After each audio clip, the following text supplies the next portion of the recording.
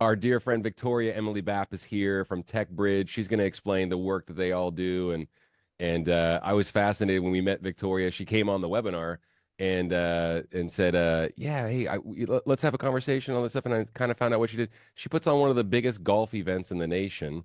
And what's cool is Victoria doesn't come from fundraising. She comes from a different background. So just happy to have you, Victoria. Thanks so much.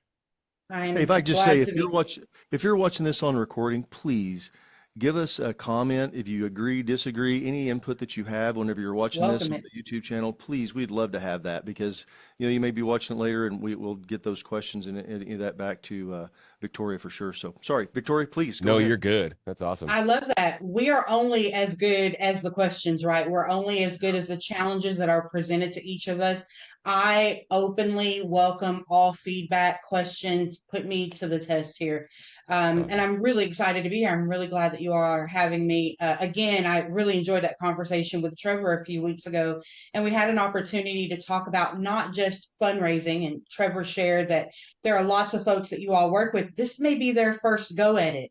And as Yeah. someone that comes from the corporate background that Trevor mentioned, this was my first opportunity to dive headfirst into fundraising.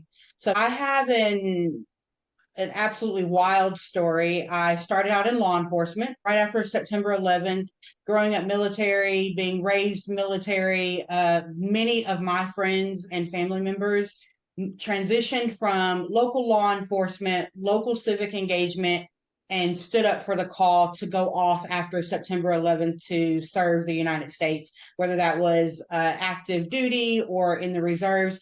And that left a really big hole in local law enforcement. And a friend of mine reached out and said, hey, we'd love for you to come and serve with us. And on September 18th, I swore in into law enforcement. And now here we are 20 something years later, and I've gone from really large Fortune 500, Fortune 100 corporations, and 3 years ago landed in the nonprofit world.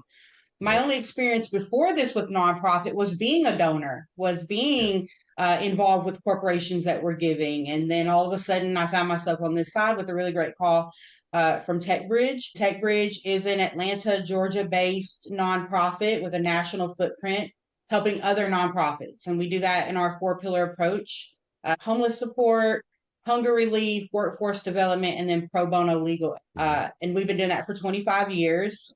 We're absolutely excited to announce we just hit over 14 billion pounds of food Wow. given Wow. out to families in need. One of the other things that we do in that work up, learning about technology and providing those services, we realized there was a really big open space where folks needed to be trained in technology. That began our workforce development program, and we just crossed the line of over 500 individuals that have gone through our certification programs. ServiceNow, Excel, and so over 500 individuals have been our students and have gone through our program. So 25 That's years and awesome. That's awesome. That's all awesome. of that, we That's a have a huge team. footprint. That's well, Absolutely.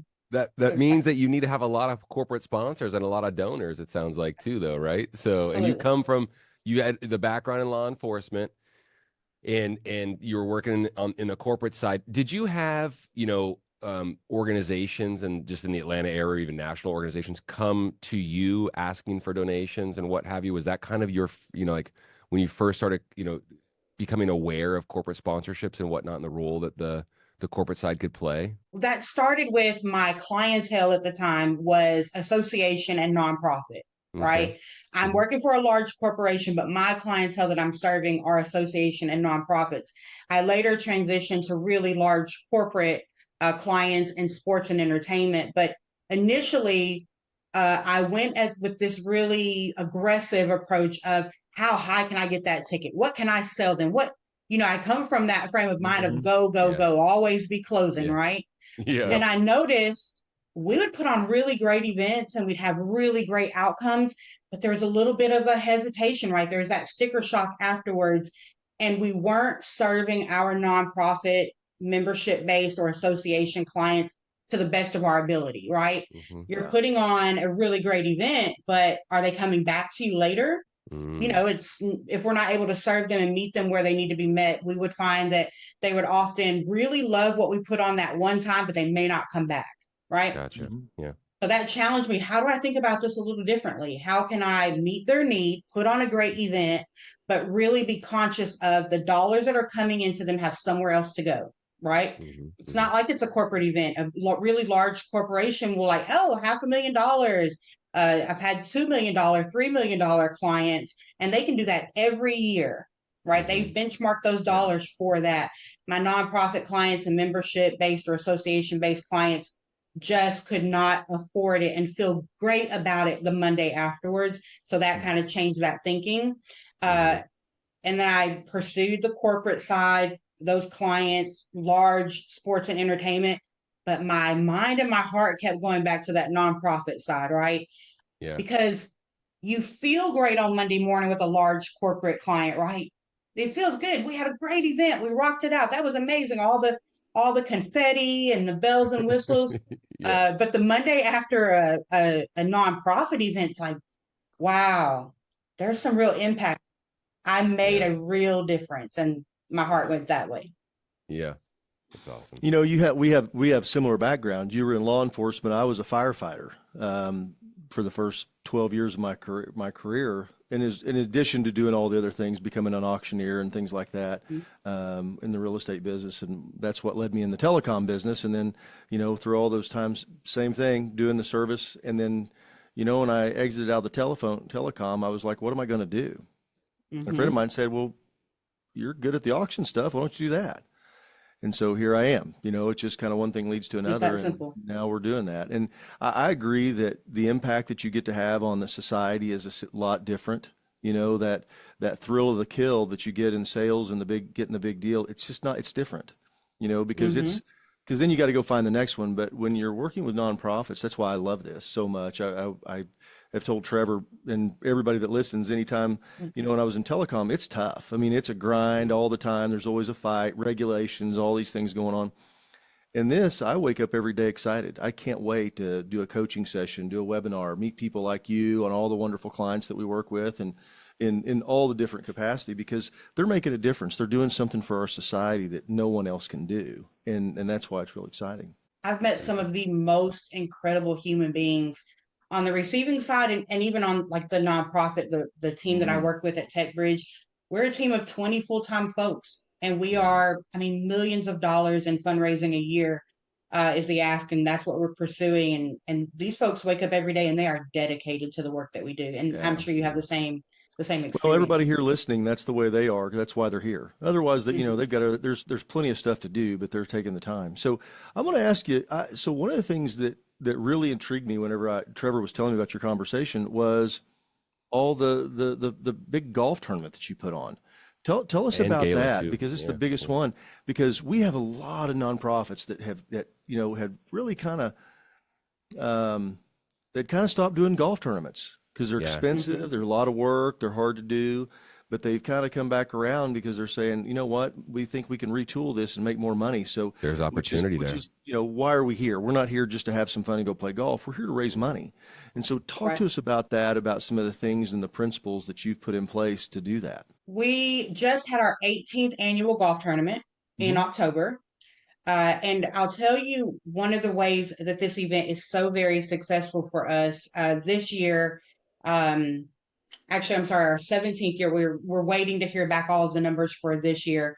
We'll be celebrating that in December later on this month. But for our 17th annual, we cleared $250,000 after all the dust settled, right?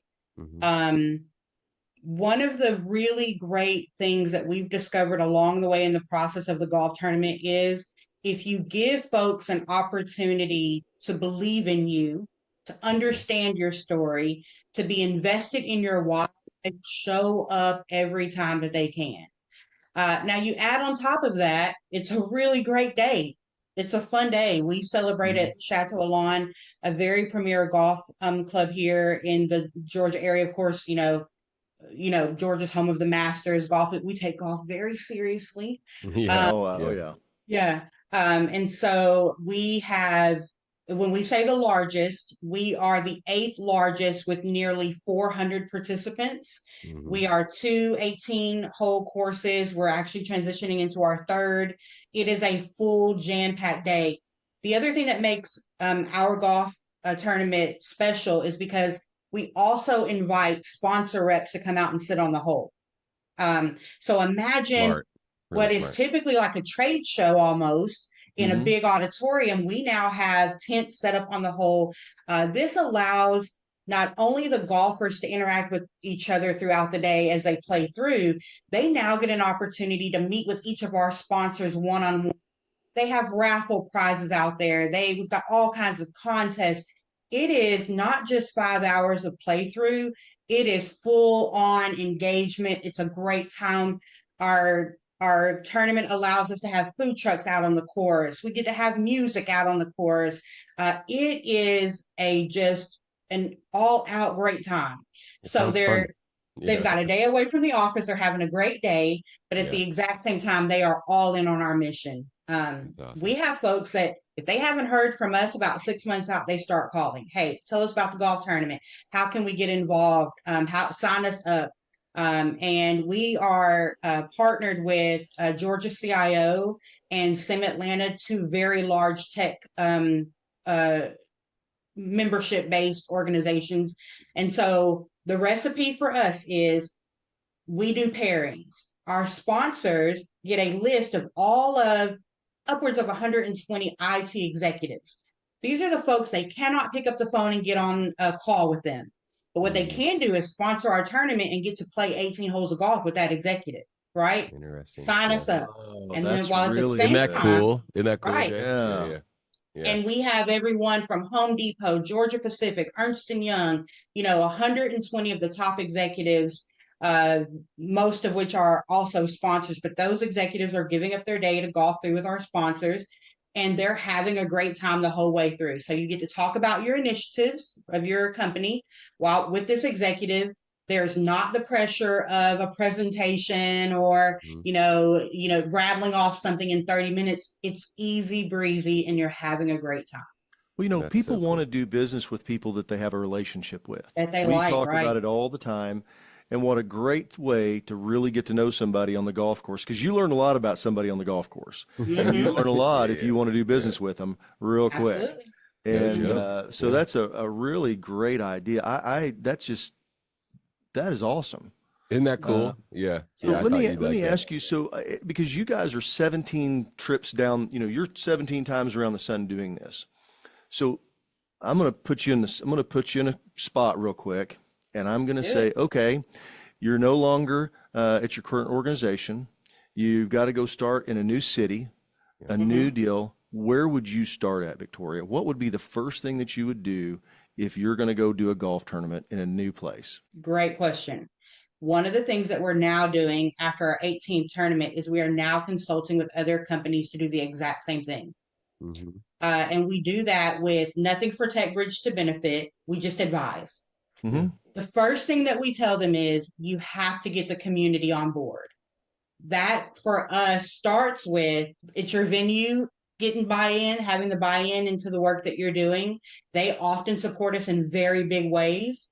Yeah. And if you have an attractive location, what a great opportunity to get folks out there, right? So we Hmm. start with them building those relationships in their community. And then Hmm. for us, we also have them partner with another organization. If, let's say, there's another tournament in the area, and you can become the beneficiary just to get your foot in the door.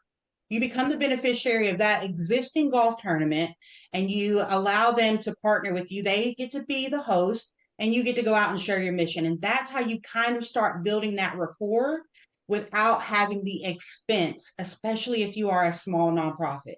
That's our Mm. Okay. recommendation. From there, you're being very transparent. We are building relationships with the hopes of one day inviting you all to come out to our golf tournament. We cannot do this work without the incredible relationships, and that's where you've got to start. Whether it's on the vendor side, contracting side, or whether it's on your building up the folks who are coming out to support you on the day of, and then from there, the next thing I typically advise folks to do is keep people in the know. Even if they're not coming out this year, and you tell them all about the great fun that you had, they're going that FOMO, right? That fear of Hmm. missing out is going to have them sign up for next year. Hmm. Hmm. Um, The fourth thing that I often recommend that folks do is you want this to be clean. That means being organized, documenting, keeping really clean contact lists so that when you post on LinkedIn or you send out that newsletter afterward, you're sending it out to the right folks. You're keeping them engaged. It takes the effort off of you starting from scratch every time. And that leads to that longevity, being organized, being transparent, building those relationships. You know, Yeah, I that's talked great. to a Love nonprofit it. one time, and we were talking about, they had their teams and everything. And I said, well, what are you doing with all those contacts you got? And she goes, well, we already had them. What do you mean? I said, how did you get the contacts of all the golfers? And she goes, well, what do you mean? I said, well, she goes, we've already got those. I said, really? The entire team, you've got that? Well, we've got the team captains, the sponsors. I said, no, I'm Mm-hmm. talking about the golfers.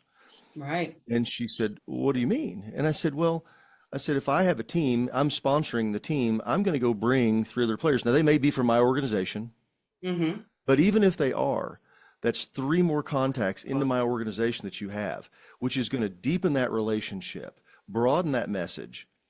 And it's there. They're already here. Yeah, they came to play golf, but now we've got a way we can start sharing our mission, sharing our story. So what you're just saying is that immediately, not only are you going to celebrate this during this, but afterwards, you guys I'm sure you do the same, take all that information and start sharing everything that you're doing, correct? We do. Not only are we sharing it with our sponsors post event, we give them really great metric reports, right? Now we are not only giving them a day of play, now we're also giving them increasing their pipeline, right? We might send them out a list of the metric reports, who was there, what organizations, contact Mm-hmm. information, right? As much as we can give out, keeping true also to the folks who showed up on the day of. Maybe it's an email address, first name, last Mm-hmm. name, corporation, email address. There are even times that we make connections afterwards. We're also doing things like sending out those post event surveys. We really want to hear back from you. That's how we get better. And you'd be surprised the information that they send back to us. It is not just about, oh, the lunch was great. They're also sending back like, hey, I really missed out on an opportunity to meet this one particular person. How can you connect us? That then allows us to be the experts in our industry. We are now the connector and the bridger. That is our value, right? Not only are we connecting them on the day of, but now we've got all this follow up that's happening afterwards. And that's what makes folks come back. Um, I'd also say that the other thing that we're doing after the golf tournament is we are following up with them as individuals and looking for other opportunities for them to get involved. Maybe the golf tournament wasn't for them. Maybe there's a smaller event that we're doing. We have galas, we have Mm-hmm. our panel discussions, and so maybe there are opportunities for them to get involved in other ways. Awesome. But I So do like to go ahead. no, I'm thinking about that, and I'm thinking about, so you're really not just asking, you're giving, and you're Yeah. making this a give of being of the connection, a Yep. give of the relationship to bring those people together, and you become that centerpiece conduit. We're the Hmm. tech bridge. Yeah. Yeah. Oh no, I'm thinking, but I I mean, love I'm it. thinking about that because, let's just say that I've got a dear friend of mine. They used to do, he managed a TV station, and I Mm-hmm. advertised on the station at the time with my telephone company, and they would have a big golf tournament. And so all these things would tie back, and it would always say back, oh yeah, that was back to the Channel 25 golf tournament. That's how, and they would do those kind of things to bring those people together for those Mm-hmm. relationships. And and even you're telling me this, and I'm remembering all the connections that I got from that tournament and all the benefit that came out of it. But I've been to other tournaments where there's nothing. It's Mm-hmm. like, hey, thanks for being at our tournament. Thanks a lot. See you next year. Yeah, no joke. Well, And now it you're just getting how into important it is. Yeah. well, I was just going to add on to that. You're absolutely right. The importance of that, right? You're in my wheelhouse. The logistics and the strategy that goes into this. Here's how I often compare it for folks because I am a strategy logistics person, and that comes from that law enforcement background, which is why I often share that with folks so they understand where my brain's coming from. Yeah. It is my goal to always put the folks that are on the front line making those sponsorship connections, account managers, partnership, sponsorship, those folks. You get to go out, shake hands, kiss babies, have a great time, I am on the back end making all of those connections happen, right? This lands here, this happens here. You let me worry about that so that you can go out and have a great time. Now, Yep. let's say you're part of an organization that doesn't have that split. You don't have someone who's working on That this kind of staff. strategic, Yeah. right? Yeah. Yeah. I say this all of the time. You are only as good as the data you're keeping. You Right. mentioned you have a foursome and several of those people work for your organization, right? But that nonprofit you mentioned is only getting the captain's name. What That's right. happens when that captain goes to another organization? Yes. Now I've lost my contact here. You're only as good as that data, and keep connecting with that data. If there's, it's redundant and it's often really boring, right? But if you can capture that information and stay on top of it, the first couple of times you do it are so almost burdensome. It's a lot of work. It's a lot of keeping things clean. And you wake up one day, you're a couple of years into it, and it's a well-oiled machine and it runs for you, right? I tell folks, I think I told Trevor this last time, if you are able to, while your team is working on making those connections, if you're already writing out the template of your thank you email, right? That's going to happen 6 months later. Write it out. Get in here and get your timeline going. Really think about it from a project management standpoint. Um, Manage your correspondence. Like I said, it may happen well down the road, but you're only as solid as getting these things going. So, what does that look like for you, for your team? I ask folks to think about this. You've gotten to the end of the golf tournament. You're absolutely exhausted. Now you don't have to think about, oh, I've got to send out that survey. I've got to Right. think about those thank you emails. I've got to follow up next week. Go ahead and get ahead of those points as far in advance as you possibly can and make it part of your routine so that you can Right. relax. We call Totally. that planned gratitude. Absolutely. You Yeah. know, if you don't have a plan, it's just going to be a reaction. And if it's a reaction, you may not do it because it may just fall through the cracks and it may get missed. Or you So may that's forget someone, right? yeah. No, that's so good. That's so good. Yeah. I really like that. You know, Victoria, the things that you're talking about, when we talk about golf tournaments, usually everybody's thinking, well, where are we going to have the tournament? Well, what are they going to charge us? Well, what are we going to Mm-hmm. get the food? Yeah. How much beer are we going to bring? How are we going to do Mm-hmm. beer? Are we going to do sandwiches? They get caught up in all these logistical things of putting on that tournament, which is important. I mean, Mm-hmm. those are very, very important things, but they don't make any money. They cost you money. Right. Right. Right. They Right. do not make you any money. Yep. And the things that make you money are the sponsorships, these connections, the data. I think that is one of the biggest missed opportunities with golf tournaments and nonprofits is the opportunity. Gosh, you said you guys are up to 400 people.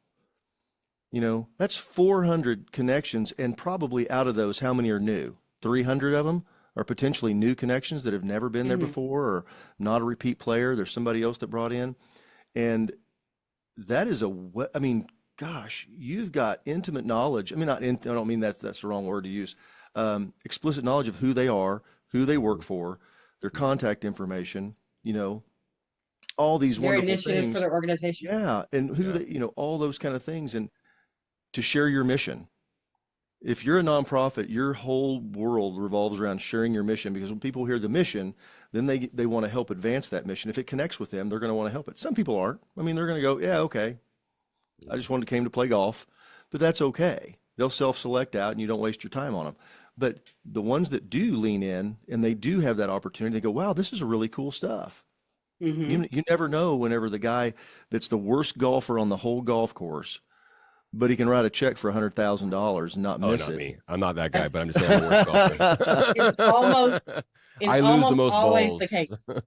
Yeah, it really is. Well, you know, Yeah. I had this thing. We do this. We were working a lot of golf tournaments and a lot of stuff. And somebody was talking about golf prizes. I said, well, you're always wanting to give away something golf, but most of the people that play in tournaments, the last time they played golf was another golf tournament. They're not golfers. I mean, they go and they'll play in a tournament and go out and have fun, hack it around, and do all that stuff. But they're not there because they're avid golfers. They really They're just there want because to. they care. They're coming for the And to network. fellowship and the Yeah. connections Yeah. and you've given a whole reason for people to get into golf that never would have thought about it because all the connections you've got that you're allowing them to make. I think that equity that you have with all those connections and all those networking possibilities, you know, I saw your eyebrows go, you know, lift up, Jay, when Victoria was talking about that.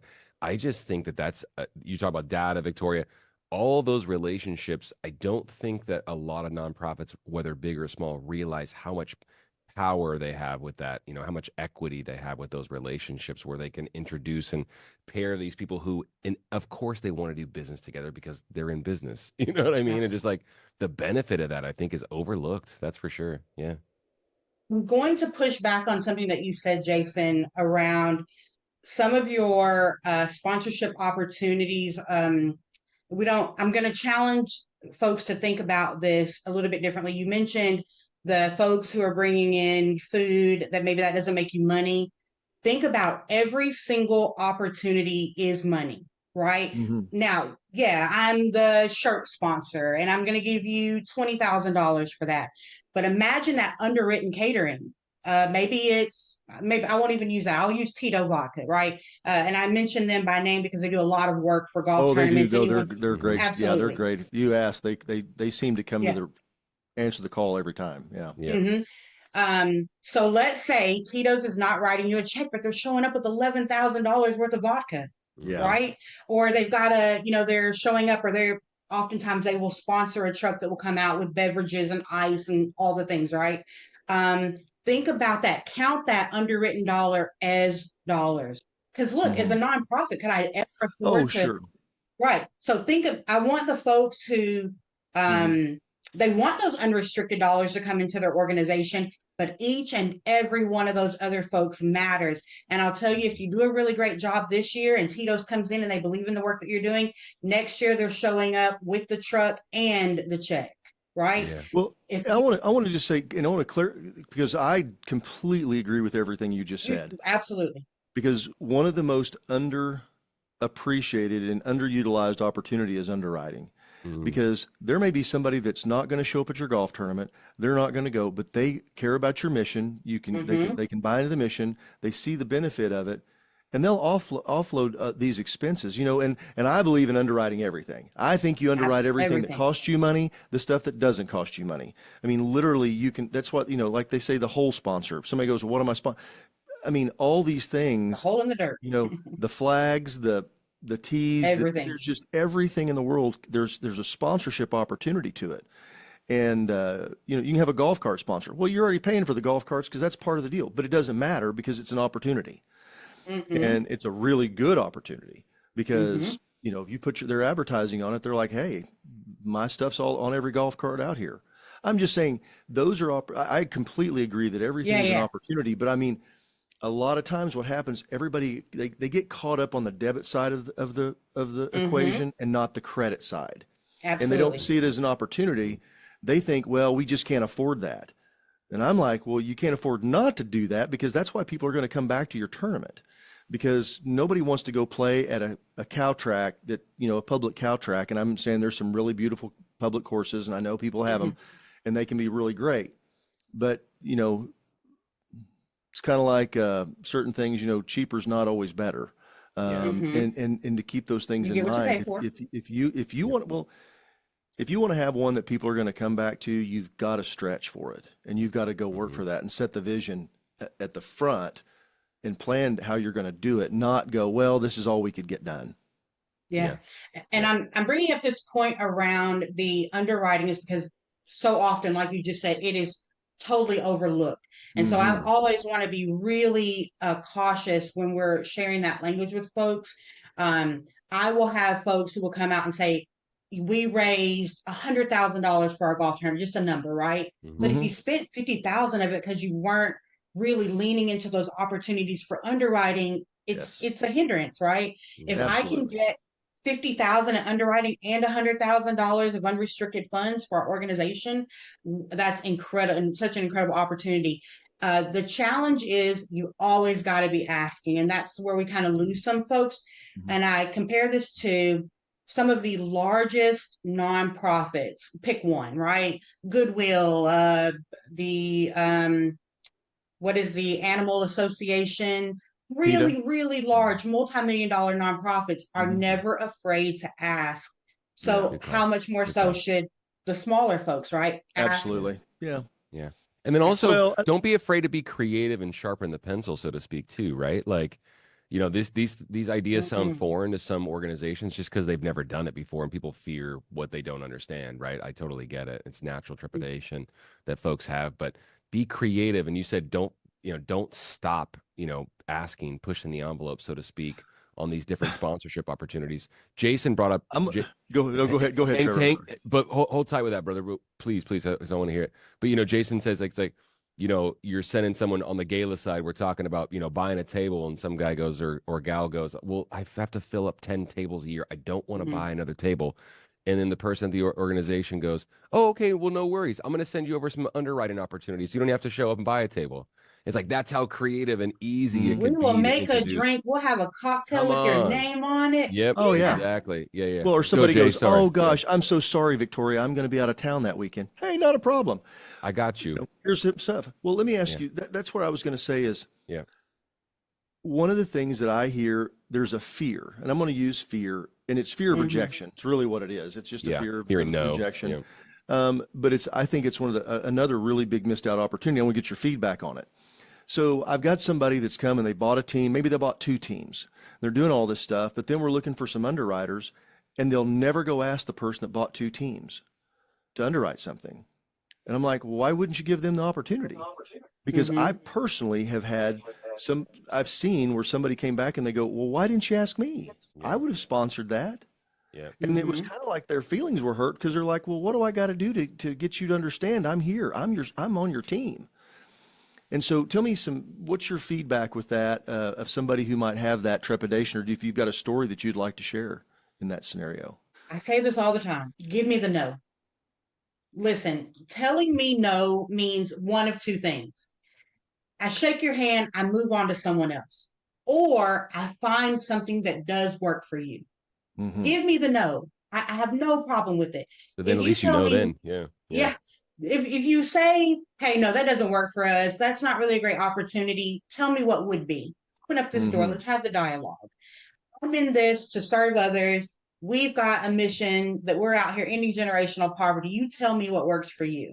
If you say, hey, we just don't have it, it's not working for us this year, no problem. I'd love to get you in next year. As a matter of fact, I'm going to send you some follow up information after this, keep you in the know about how the event goes, get you really excited about what we did this year. So you can go ahead and benchmark those dollars for next year. Give me the no. I welcome it. And then from there, we can move forward.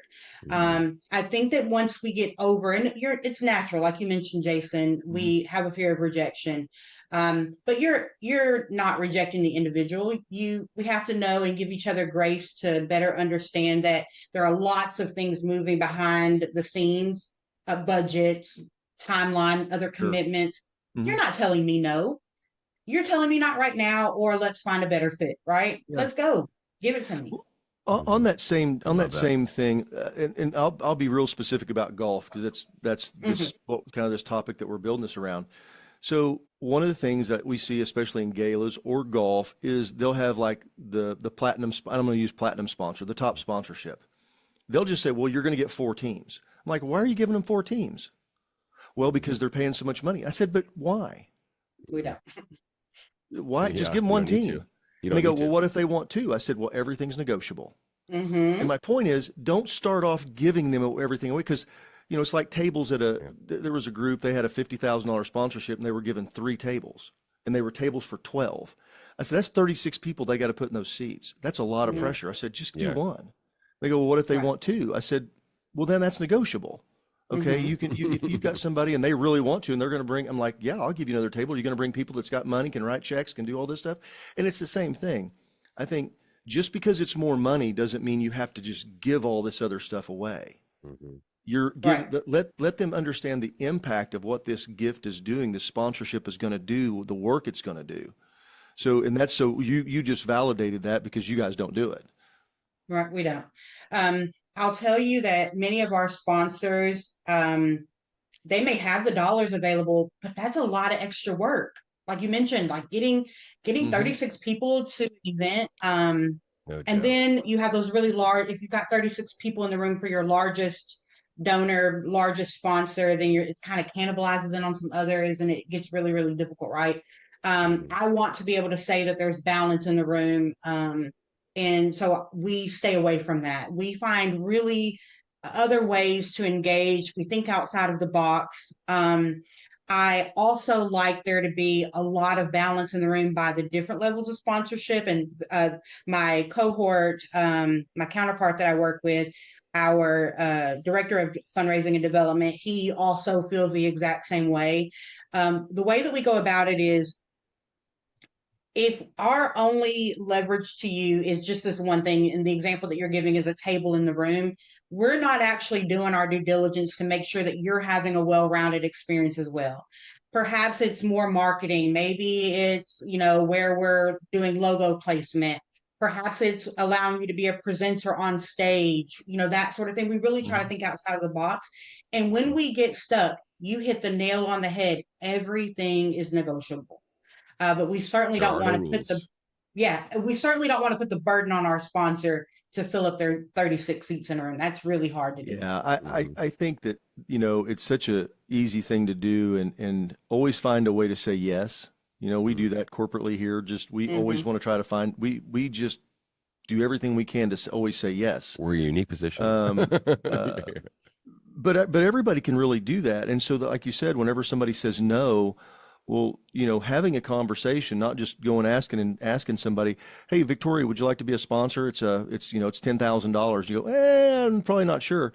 No, they're having a conversation. Why we're doing this? What's the mission? How is this going to affect our community? I think if we start with what is going to affect, what the mission's going to be, what's in it for, not what's in it for us from a standpoint of, well, this is going to really benefit, but the mission, the receivers, the benefit. If you talk about food, if your sponsorship's going to be able to do 50,000, 5,000 pounds of food, wow, that's really big. That's what this is going to do. Oh, okay. How many families is that going to feed? Well, it's going to feed 50 families. Oh, wow. Okay. So those kind of things are really, really, really, really, really important first. And I think if and I'm asking to see if you agree with this. This is not just me making a statement. So would you say that you lead with the impact, and then you finish with what they're going to get? That's how you seal the deal. You kind of get them interested in that they want to be a part of it, and then that you find out what that they want, and then that conversation, what means something to them, to see where they're going to fit in the program. I agree overwhelmingly, and then there's a little bit of a caveat.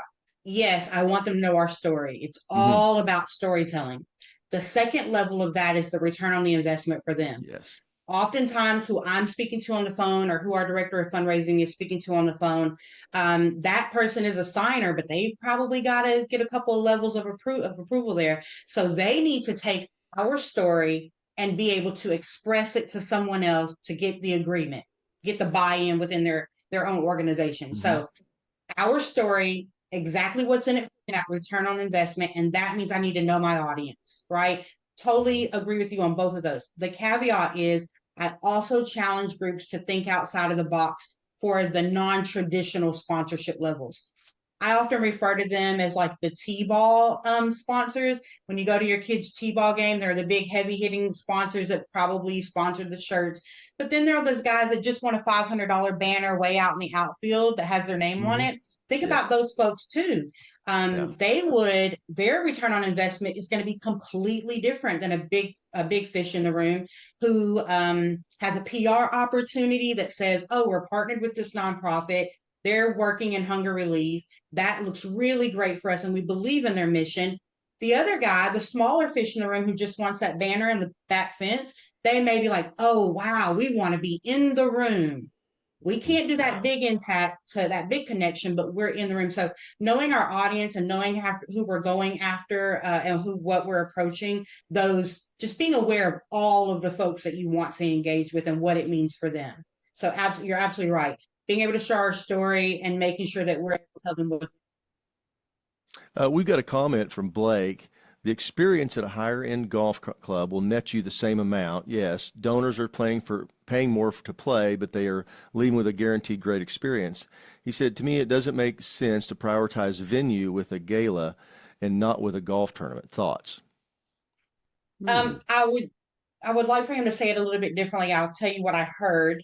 Let me read it. I'm a visual person. No, yeah, take your It time. sounds like he's saying that. Well, I think what he's saying is don't use the goat track. Go get a nice, if you're going to go get a nice venue for your gala, go get a nice golf course That for makes your sense. tournament. Yeah, that makes sense. Very true. That we all have to start somewhere. Let's say there's Mhm. someone in the room that's like, I have to go that route. Absolutely. That's why I mentioned if you can't get out there and do it on your own, partner with an existing golf tournament, become a beneficiary of an As a existing tournament, start. right? Yeah, yeah, yeah. And Yeah. so that way, if your only option, right, is to get out here and do this a public course, not a problem. We're not going to shame those folks. I recommend that you become a partner with an existing. It's going to take the work off of you. At the end of the day, you're going to help them make connections, but then you get the check at the end as the beneficiary. And you'll also Um, learn. You'll also learn mhm, too, right? A ton, right? Well, absolutely. okay, Yeah. well, I'm gonna do that. I'm gonna say something real quick about that because I have played at some tournaments at public courses that were fantastic, Hmm. and Mhm, it was so much fun. We had a great time. It wasn't about the golf course, quite frankly. It was about the activities that you talked about, mhm, the camaraderie, the things that they had going on. You know, the fact that I went to one time and they had a deal set up. You're talking about having the Tito sponsor. Well, they had a mhm, deal for a golf shot, but you had to take a shot, take a mhm, shot, take a shot. And so it was mhm. just kind of this funny thing, and you I got to like do shots of one. And vodka. so it just because it was kind of fun, because you know there's people get liquored up and everything else at these tournaments anyway, but it was just doing something that it was just different. And you know, there was a couple of them that went, you know, over the shoulder and then they went and Yeah, took their yeah. golf swing, but It's been it a was long just day. fun. It was just fun. And, Mhm, you know, and it didn't cost a lot. That was the other thing I was going to say. There are fun things that you can do for your tournament to make it a great experience that don't cost a lot of dollars. It does mhm. take effort and it takes thought and planning. Hmm. And one of the things that just crushes me is when somebody starts talking about doing it. I say, well, when's your tournament? And they go, in 3 weeks. And Hmm. I'm just like, oh my chest hurts and I get palpitations.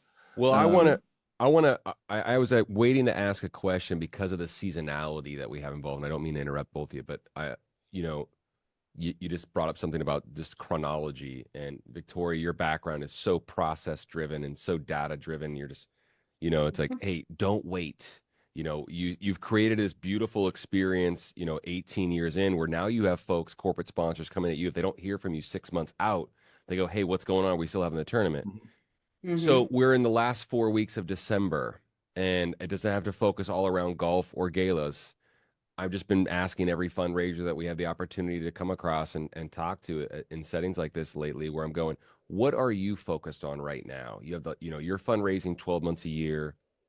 We got 4 more weeks. We all know that Giving Tuesday's behind us. We have a very unique opportunity to raise a lot of money. I guess, 10% of all the money given in the United States is given the last 10 days of December. So what are you all at TechBridge focused on? I'm kind of getting off the beaten path of golf and galas, but if you're focused on Yeah. promoting the golf and galas, at this point, hey, sharing the experience. It's the end of the year. Just want to thank everybody. Maybe that's the approach, but I'm not projecting what the answer is going to be. But what are you all focusing on, just so the audience can hear, for the next, what are you focusing on for the next 4 weeks? What's really important to you all? For TechBridge specifically, we're going into that 25th year anniversary. We're all Okay. about that. We're taking it as an opportunity to do some rebranding, some operational excellence, or some other things that are there focused for us. This is an excellent time of year, and we should be doing this throughout the year, but this is a Mm-hmm. wonderful time of year to really highlight your partners. What do they Mm-hmm. have going on? What are their anniversaries? Has someone within their organization gotten a really great promotion or an acquisition or whatever that looks like for them? This is a really great time. We talk about being grateful and we talk about clearing out the year, rolling over. Take this as an opportunity to share that gratitude with your collaborators. Because of your collaborators, keep spreading that word. You can never do that too much. Yeah. The other thing that we are doing, when I mention operational excellence, we're already hitting the ground running for those processes for next year. We're already working on our project management, of course, our scope, our budget, of course, any other of our constraints, and really kind of flushing it out because we have it's that weird time of year where you can't get too heavy into the new thing because people are taking vacation and kind of checking out. And Hmm. so we use this as a kind of our cleanup time. We're auditing, just getting ready, but public facing, it is a lot of gratitude, a lot of keeping folks in the know about what we're doing in the coming Smart. year, and just engaging with them in that way. Leading with that. That's Smart. great.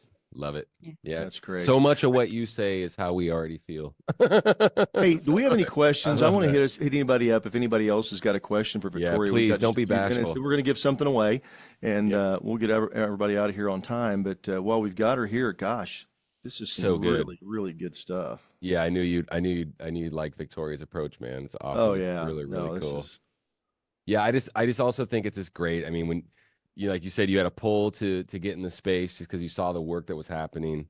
And I always cherish the opportunities to speak to folks that are like Jay and I that, we didn't grow up in the nonprofit space, right? That wasn't our first crack at things, so to speak. But here we find ourselves. I like the joke, like I said, I've said it to both of you at one point or another, where it's just like, 10 years ago, if you would have told me we'd be doing this, I would have said, oh, wow, that's really fun. How'd we No get way. there? Do you know what I mean? So Same. Like, how super did that cool. happen? I know, right? Super cool. Yeah, I'd say far out. yeah, How'd we get there? But great. Okay, cool. Hey, thanks, Liz. It's been a yeah. wonderful Thank and you very so relevant much. topic for our Thank year-end you. planning right now. Thank you all for, well, thank you, Liz. Appreciate it. Do us a favor, Liz. If you want to thank us, come back. Share it with someone in your network. Take a listen at the Hey Nonprofits Raise More Money, our podcast. I should know that name a little bit more clear and concise. But anyway, yeah, and yeah, come back every Thursday, Liz. This is your invite to come back. The HJ free webinar series rolls on every Thursday at the same time, same channel, the whole nine. So really appreciate you and thank you so much. Yeah, it's good. I like I said, seasonality wise, this is just a good time once again to remind folks. We did a cool podcast a couple days ago where Jason's like, I think we just start with thank you. How about that? You know what I mean? Yeah. Giving Tuesdays behind us. Let's start with thank you at this point, and it's great feedback, Victoria. Thank you so much. Well, we're Thank going to you. thank somebody because we're going to give something away. And We this have to week give it two is somethings away, man. Sorry, Melissa. because Well, the first one is Melissa. And oh, hey, so Melissa. All let right. me hold on a minute. I gotta go. We gotta go back, and since I gotta find somebody else, let me run the randomator again. Okay. Oh, so you got Melissa Okay, number I one, you said. got it. I've got it. I've got Okay. it. And now we're coming back. Here's the share. So you're grabbing two people and spinning the wheel once. Is that what you got going on? Talk to We're me. gonna spin the wheel once and grab two people. So Melissa Ah, and Kevin Hurst. Melissa. So Melissa, you get to cool. spin the wheel. Reach up, touch the screen, push the button, and here it goes. No whammies. Impress your luck with HGA. No whammies at all. You'll notice up there. Far out. What do we got going on? All right. 300 HGA bucks. Cool. 300. Right Both of on. you will get Right on. $300 in HJ bucks. You can use it for any of our items for your next fundraising venture. Cool. And we are How fun so is that? glad to have you. Yeah. Congratulations, you guys. Right on. And See what happens. See what happens when Kevin you come Hurst was, on, Melissa. Thanks so much. That yeah. is. Thank you for asking, Jennifer. The name of the podcast is Hey Nonprofits Raise More Money, and you can check it out on anywhere you consume podcasts. You can watch it on YouTube, and we're throwing out 2 episodes a week right now. We've got a really cool new segment every other Wednesday called 15 Minutes with Jay, the most prolific mind in fundraising. Just so happens to be this guy, my best friend, co-founder of HGA and CEO of HGA. 15 minutes with Jay, where we just unpack. I get him going. I just let him do his thing, and it's pretty amazing. So every other Wednesday, we're gonna be doing that. But yeah, come back, and we're gonna keep having great guests like Victoria on weekly. Yeah. Thank you so much. Really, really cool. Oh, thanks, Victoria. Appreciate you. We're gonna just so everybody knows we're gonna send this out. There's a recording gonna come out. We'll send this out. It goes out on tomorrow, and Yeah. then we're also gonna tag Victoria, and so that way on the email. So if you'd like to reach out, you'll have her contact Yep. information because I'm sure she would love to visit with you and help you in any way she can. We're putting your And business in the street. Thanks, Victoria. Victoria, Yeah. have a wonderful, wonderful holiday, and Yeah. thank you Thank you so much so for much. spending time with us. We really appreciate it. So Thank you cool. all so much for having me. Yeah. And you're absolutely right. If there's anything I can help with, just reach out. I mean, I'm only ever an email away, ask a Yeah. question or connect on LinkedIn. Thank you all for having me, and thanks everyone for joining.